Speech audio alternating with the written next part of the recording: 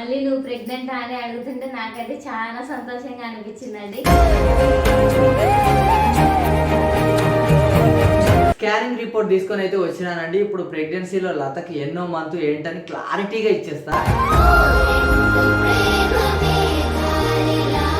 లత pregnant అని మేము బయటికి రివీల్ చేయక ముందుకే అందరికీ తెలిసిపోవడం మాకు ఇదైతే ఒక పెద్ద షాక్ లాగా అయితే ఉంది.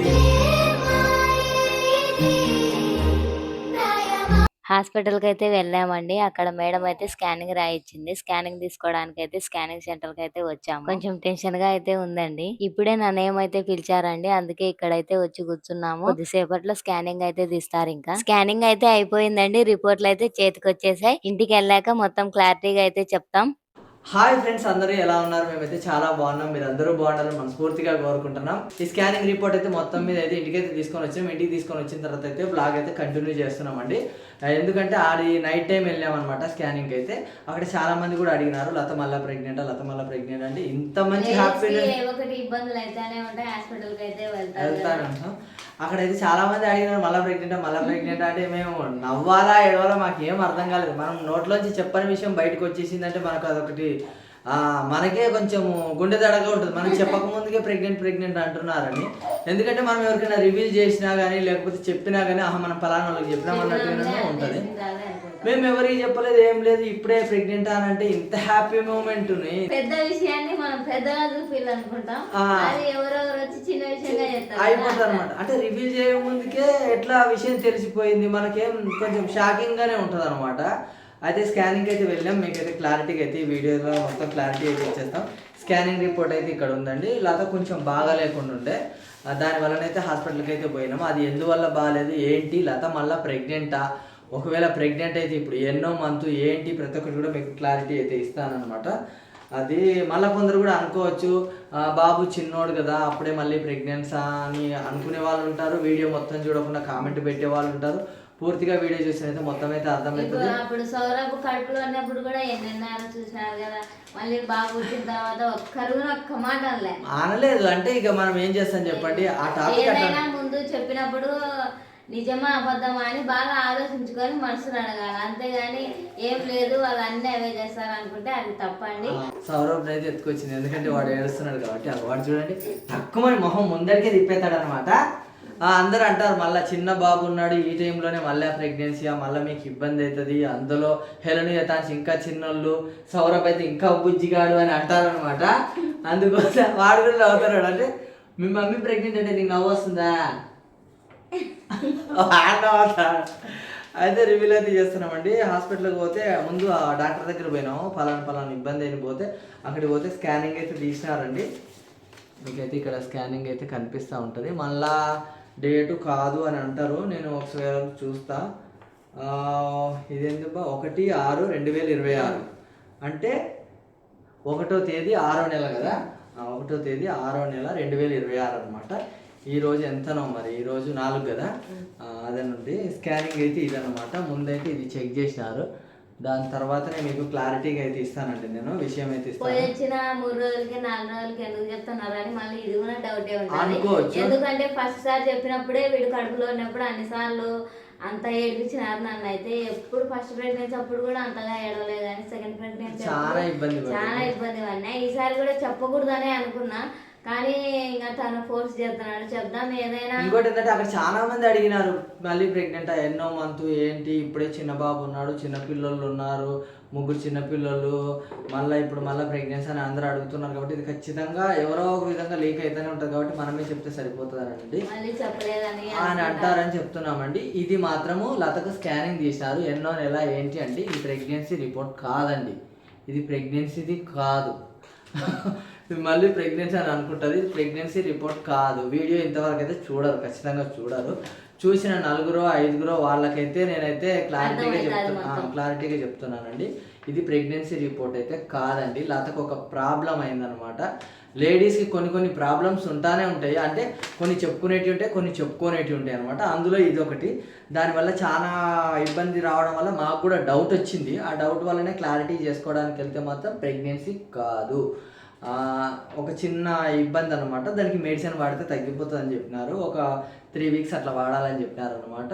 అందుకోసమే ఈ వీడియో అయితే చేస్తున్నామండి. ఎందుకంటే మళ్ళీ ఇది ఏదో ప్రాబ్లం అయితే మళ్ళీ ప్రెగ్నెన్సీ కింద క్రియేట్ చేసినారని అనకండి. హాస్పిటల్లో అందరూ అడిగినారు కాబట్టి అట్లా అపార్థం చేసుకున్నారు. అట్లా కాదు అని చెప్పడానికి వీడియో అయితే చేస్తున్నాం.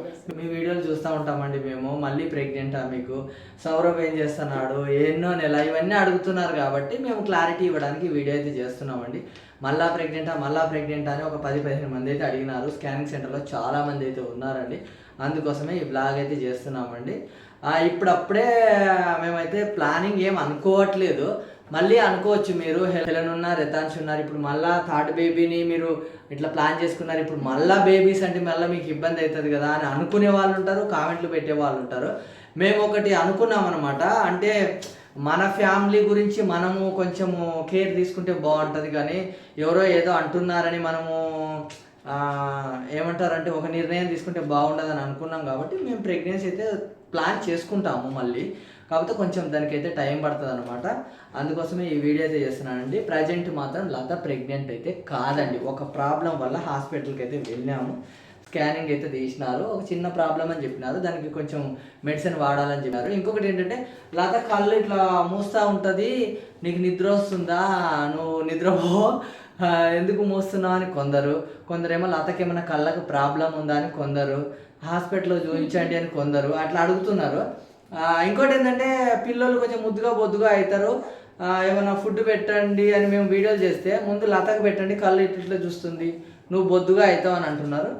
బేబీకి ఫీడింగ్ ఇచ్చే మదర్ ఎప్పుడూ ఇట్లానే ఉంటారు. ఎందుకంటే వాళ్ళ బ్లడ్, వాళ్ళలో ఉన్న ఎనర్జీ మొత్తం బేబీకి పాలలాగా పోతుంది అనమాట. నేను తుడుస్తాను అదండి. ఫీడింగ్ ఇచ్చే వాళ్ళు ఎవరు బొద్దుగా ఉండరు, ఆల్మోస్ట్ 90% ఉండరు అనమాట. ఇక వాళ్ళ ఫ్యామిలీలు ఉంటారు కదా, కొంచెం మదరో ఎవరో ఉంటారు కదా వాళ్ళ ఫ్యామిలీలో, వాళ్ళని బట్టి ఒళ్ళు అయితే ఉంటుంది. ఇంకొకటి ఏంటంటే నేను చెప్పేది అదే అండి, బేబీకి ఫీడింగ్ ఇచ్చే వాళ్ళు ఎవరు ఆల్మోస్ట్ బక్కగానే ఉంటారు. కళ్ళకేం ప్రాబ్లం అయిందని అంటే మాత్రం కళ్ళకు ప్రాబ్లం ఉందండి, దాని గురించి కూడా మెడిసిన్ వాడుతుంది. అది ఏంటంటే స్పెట్స్ వద్దంది కాబట్టి స్పెట్స్ అయితే ఇప్పియలేదు, లేకపోతే ఈ పాటికి స్పెట్స్ వచ్చేటి, సోడా బుడ్డి వేసుకొని ఇంట్లో తిరిగేది అనమాట. లత కళ్ళకైతే ప్రాబ్లం ఉంది లేదని మళ్ళీ నేను ఏం క్లారిటీగా చెప్పాను, మళ్ళీ నా కళ్ళు చక్రాలని మాత్రం ఏం చెప్పాను. అందరికీ ప్రాబ్లం ఉంటాయి, ప్రాబ్లం లేని వాళ్ళు ప్రపంచంలో ఎవరు లేరు. ఏమంటారు సౌరభ్, అందరికీ ప్రాబ్లం ఉంటాయి. వాడు కూడా నవ్వుతున్నాడు లాస్ట్కు, అందరికీ ప్రాబ్లం ఉంటాయి. ఇదండి క్లారిటీ ఇవ్వాలనుకుని ఈ వీడియో అయితే చేస్తున్నానండి. లత అయితే మళ్ళీ ప్రెగ్నెంట్ అయితే కాదు, ఇప్పుడప్పుడే ప్లానింగ్ అయితే మేము చేసుకోలేదు. చేసుకుంటే మాత్రం మీకు ఖచ్చితంగా అయితే ఇన్ఫర్మేషన్ అయితే ఇస్తాము. ప్లానింగ్ చేసుకున్నది ఇన్ఫర్మేషన్ ఏం ప్రెగ్నెంట్ అమ్మ తప్పు తీస్తారు కాబట్టి ప్రెగ్నెంట్ అయితే మాత్రం మళ్ళీ ఖచ్చితంగా మీకు అయితే ఇన్ఫర్మేషన్ అయితే ఎవరు చూడరు, ముందు మెయిన్ పార్ట్ కొద్దిగా చూస్తారు, తర్వాత వర్షం కురిపిస్తారనమాట.